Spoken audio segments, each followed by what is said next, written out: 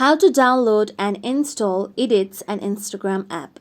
Hey guys, welcome to our channel WebToTech. To download Edits and Instagram app, open App Store for an iOS. For an Android, open your Google Play Store.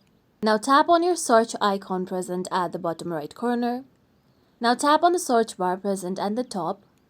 Then type in Edits and Instagram app. After this, tap on the search icon present on your keyboard. With this, now here you'll be able to find Edits and Instagram app. Tap on the given option. Now here you can see Install option. Tap on it.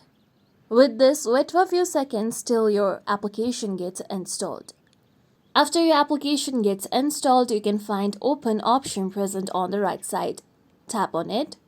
With this, you can continue with Edits and Instagram app. Here on my home screen, you can see Edits and Instagram app has been downloaded and installed. And this is how you simply download and install Edits and Instagram app on your mobile phone. Hope this video is useful. Please don't forget to subscribe to our channel, and if you like our content, make sure you like, comment and share. Thank you.